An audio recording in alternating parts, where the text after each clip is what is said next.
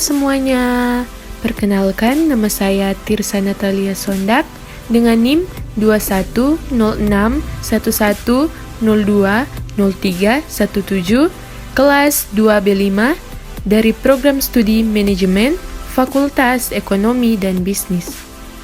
Pada video kali ini, saya akan mempresentasikan atau menampilkan sebuah materi yang berjudul Statistika Non-Parametrik.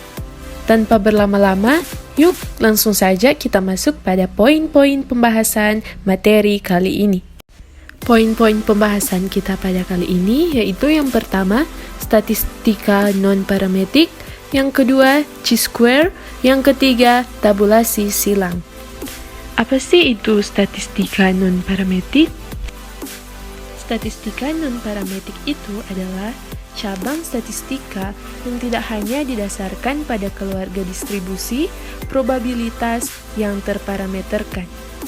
Namun, statistik non-parametrik didasarkan pada distribusi bebas atau memiliki distribusi yang ditentukan, tetapi dengan parameter distribusi tidak ditentukan.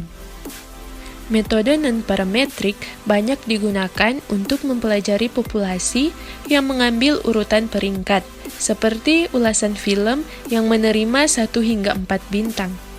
Penggunaan metode non-parametrik mungkin diperlukan ketika data memiliki peringkat tetapi tidak ada interpretasi numerik yang jelas seperti ketika menilai preferensi. Dalam hal tingkat pengukuran, metode non-parametrik menghasilkan data ordinal. Statistik non-parametrik tidak memiliki syarat seperti statistik parametrik. Tidak ada asumsi kenormalan yang wajib kita penuhi seperti pada statistik parametrik. Dalam statistik non-parametrik, tidak syarat mengenai karakteristik populasinya. Berikut beberapa contoh uji statistik non-parametrik, yaitu yang pertama, uji tanda, kedua, tes jumlah peringkat, ketiga, uji korelasi peringkat, keempat, tes eksak probabilitas Fisher, kelima, uji chi kuadrat, dan lain-lain. Ciri-ciri kelompok data yang dapat diuji dengan statistik non-parametrik, yaitu yang pertama, kelompok data tidak berdistribusi normal, kedua, umumnya data yang memiliki skala nominal dan ordinal, ketiga, sering ditemukan pada kasus penelitian ilmu sosial, keempat, ukuran sampel kecil dan tidak berdistribusi normal. Pada saat ini saya akan membahas salah satu kasus dalam dunia bisnis yang menggunakan pendekatan non-parametrik. Seorang pengusaha restoran ingin melakukan penelitian mengenai selera masakan tradisional yang disukai mahasiswa. Hasil penelitian terhadap 30 responden di restoran tradisional memberikan data sebagai berikut. 22 orang menyukai masakan Jawa, dan 8 orang menyukai masakan Padang. Ujilah dugaan bahwa jumlah mahasiswa yang menyukai masakan Jawa berbeda dengan masakan Padang. Mari kita gunakan taraf nyata sebesar 5%. Nah, jawaban hipotesis untuk permasalahan di atas dirumuskan sebagai berikut. H0 jumlah atau frekuensi mahasiswa yang menyukai masakan Jawa dan masakan Padang adalah sama atau tidak berbeda. Sedangkan HI jumlah atau frekuensi mahasiswa yang menyukai masakan Jawa dan masakan Padang adalah berbeda. Pada saat ini kita masuk pada poin yang kedua, yaitu chi-square. Syarat uji chi-square. Uji chi-square merupakan uji non-parametris yang paling banyak digunakan.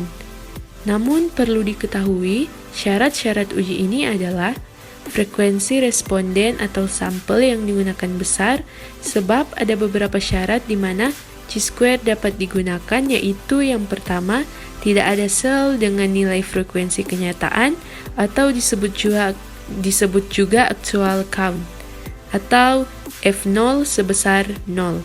Kedua, apabila bentuk tabel kontingensi 2x2, maka tidak boleh ada satu sel saja yang memiliki frekuensi harapan atau disebut juga dengan expected atau expected count, FH yang kurang dari 5.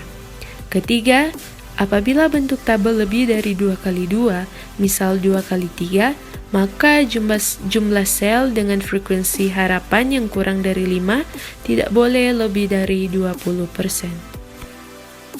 Fungsi dari chi-square, yaitu untuk menguji hubungan atau pengaruh dua buah variabel nominal dan mengukur kuatnya hubungan antara variabel yang satu dengan variabel nominal lainnya, sehingga dapat memanfaatkan rumus tersebut dalam kegiatan analisis, terutama saat melakukan uji komparatif pada data dengan skala data nominal atau DNR.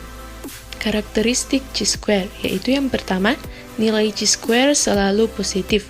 Kedua, terdapat beberapa keluarga distribusi chi-square, yaitu distribusi chi-square dengan dk 1, 2, 3, dan seterusnya, dan bentuk distribusi chi-square adalah menjulur positif. Ada dua jenis utama tes chi kuadrat, yaitu yang pertama tes kemandirian, yang menanyakan pertanyaan tentang hubungan seperti apakah ada hubungan antara jenis kelamin siswa dan pilihan mata kuliah, dan tes kesesuaian yang menanyakan sesuatu seperti seberapa baik koin di tangan saya cocok dengan koin yang secara teoritis adil. Nah, penasaran kan sama jawabannya? Mari kita lihat pada slide berikutnya. Mengenai kemerdekaan. Saat mempertimbangkan jenis kelamin siswa dan pilihan kursus, tes X kuadrat untuk kemandirian dapat digunakan. Untuk melakukan tes ini, peneliti akan mengumpulkan data pada dua variabel yang dipilih, yaitu jenis kelamin dan mata kuliah yang dipilih, dan kemudian membandingkan frekuensi siswa laki-laki dan perempuan dalam memilih di antara kelas yang ditawarkan menggunakan rumus yang diberikan di atas dan tabel statistik X kuadrat. Yang kedua, kebaikan.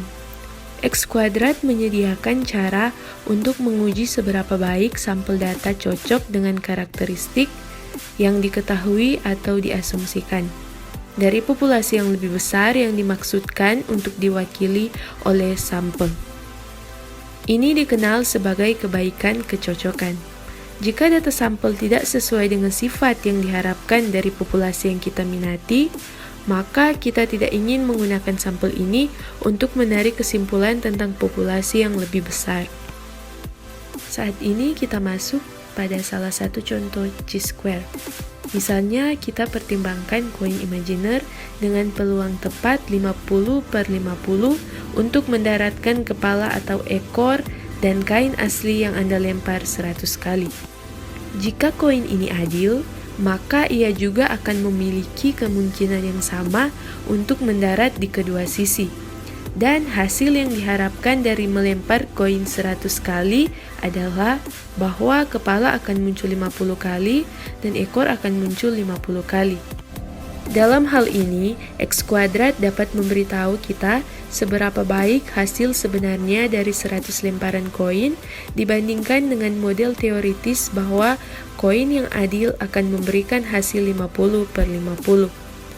Lemparan yang sebenarnya bisa muncul 50/50 atau 60/40 atau bahkan 90/10. Semakin jauh hasil sebenarnya dari 100 lemparan adalah dari 50/50, maka semakin kurang baik kecocokan set lemparan ini dengan ekspektasi teoritis 50/50, dan semakin besar kemungkinan kita menyimpulkan bahwa koin ini sebenarnya bukan sebuah koin yang adil.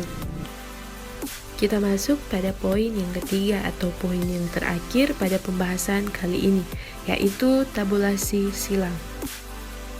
Tabulasi silang adalah metode untuk mentabulasikan beberapa variabel yang berbeda ke dalam suatu matriks. Tabulasi silang merupakan metode analisis yang paling sederhana, tetapi memiliki daya menerangkan cukup kuat untuk menjelaskan hubungan antar variabel. Dalam analisis tabel silang, peneliti menggunakan distribusi frekuensi pada sel-sel dalam tabel sebagai dasar untuk menyimpulkan hubungan antara variabel-variabel penelitian, sehingga dengan demikian dapat dengan mudah melihat keterkaitan hubungan antara dua variabel. Kriteria statistik dan cara penyelesaian analisis tabulasi silang. Dalam melakukan analisis cross-tab, ada beberapa prinsip sederhana yang perlu diperhatikan, diantaranya adalah 1. Membentuk distribusi frekuensi pada sel-sel dalam tabel untuk masing-masing variabel. 2. Membentuk kombinasi tabel frekuensi untuk dua variabel yang ditempatkan pada baris dan kolom. 3. Mencari nilai korelasi kedua variabel dengan menggunakan teknik korelasi koefisien kontingensi untuk data nominal atau diskrit. Koefisien kontingensi, yaitu untuk data nominal atau diskrit, adalah teknik korelasi yang digunakan untuk menghitung hubungan antara variabel bila datanya berbentuk nominal. Teknik ini mempunyai kaitan erat dengan C-kuadrat yang digunakan untuk menguji hipotesis komparatif K sampel independen. Oleh karena itu, rumus yang digunakan mengandung nilai C-kuadrat atau C-square dengan syarat-syarat yang perlu diperhatikan adalah sebagai berikut. Yang pertama, sampel data yang dipakai harus lebih dari 20. Kedua, frekuensi data dalam sel atau kotak harus lebih dari 1. Contoh tabulasi silang dapat kita lihat pada layar tersebut.